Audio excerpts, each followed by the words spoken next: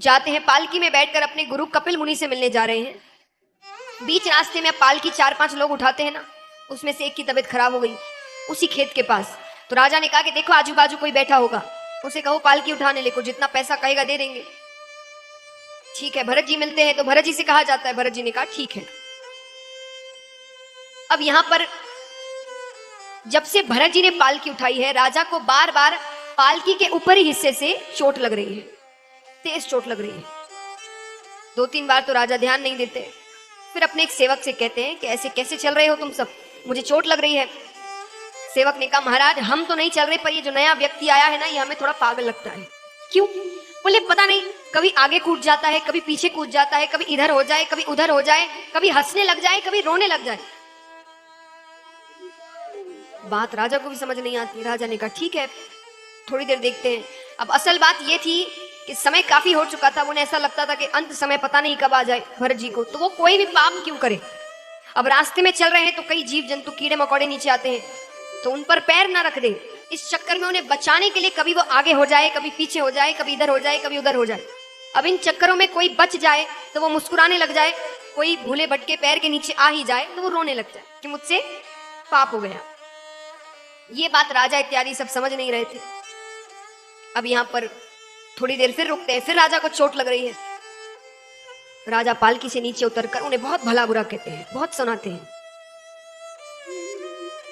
भरत जी ने कहा अगर मैंने अभी भी इन्हें समझदारी की बातें नहीं बताई, ज्ञान की बातें नहीं बताई, तो फिर पाप उन पर नहीं मुझ पर आएगा कि इतने ज्ञानी ने राजा को अपने कंधे पर उठाया था, फिर भी वो राजा नरक गए। एक बात बताइए, कोई बहुत अच्छे टीचर को आप अपने बच्चे को पढ़ाने के लिए भेजते हैं, है ना? वो तो बच्चा है, नादान है, लेकिन इतने अच्छे टीचर के पास भेजने के बाद भी अगर बच्चा सुधरे ना, तो हम गलती किसकी मानेंगे? टीचर की। एक बड़े को, समझदार को भेजे तो समझ भी आता है कि भाई उसने बदमाशी की होगी। छोटा बच्चा तो नादान है, उसे तो आप ऐसे सुधार नहीं सकते कि वो बड़े बड़े जैसी बातें करे, समझो। तो आप गलती किसकी मानेंगे? टीचर की। उसी प्रकार भरत जी ने कहा कि अगर अभी भी मेरे कंधे पर उठाने के बाद भी ये व्यक्ति नरक गया, तो उंगली पर इस पर नहीं उठेगी, फिर मुझ पर उठेगी। तो क्या फायदा ऐसे ज्ञान का? ज्ञानी वो नहीं होता जो अपना ज्ञान अपने तक रखता है। ज्ञानी वो होते हैं जो थोड़ा भी ज्ञान अगर मन में हो तो वो उसे सबके साथ बांटे। क्योंकि अगर हमने ज्ञान लिया, अपना ही उद्धार कर लिया, अपना ही कल्याण कर लिया, तो अपना अच्छा तो दुनिया में हर कोई सोच रहा है, फिर हम में और उनमें कोई फर्क ही नहीं रहता है कि नहीं? सब अपना अच्छा यहां सोचते, कोई अपना बुरा सोचता है, और दूसरों का बुरा हर कोई सोचता है। बोले एक व्यक्ति था, उसने अपनी मन पसंदीदा गाड़ी खरीदी, कोई भी गाड़ी मान लीजिए, उसने 50 लाख की गाड़ी खरीदी, उसका बहुत मन था। तो जिस दिन उसने गाड़ी ली, सब उसे बोलने आए कि भाई शुभकामनाएं देने आए कि तुमने गाड़ी खरीद ली। आकर देख रहे हैं तो वो रो रहा है। तो सबने कहा कि तुम रो क्यों रहे हो, तुमने तो अपनी मन पसंदीदा गाड़ी 50 लाख की गाड़ी खरीदी है। बोले मैंने 50 की खरीदी, मेरे पड़ोस वाले ने 1 करोड़ की खरीद ली। तो खुद के सुख से कोई सुखी नहीं होता, दूसरों के सुख से दुखी हो जाते हैं।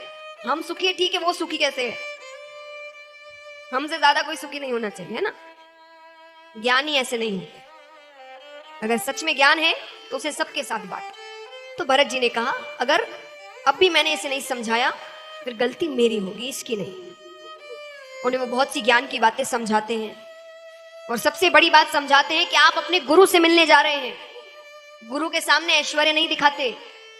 इतने सेवक इतनी पालकी पर बैठकर जा रहे हैं, आप उनके सामने पैदल जाइए, दीन बनकर जाइए, वो आपके गुरु है, कोई प्रजा थोड़ी है जिसे आप अपना ऐश्वर्य अपना राज्य दिखा रहे हैं। क्या पता वो आपसे नाराज हो जाए, आपको शिक्षा प्रदान ना करे।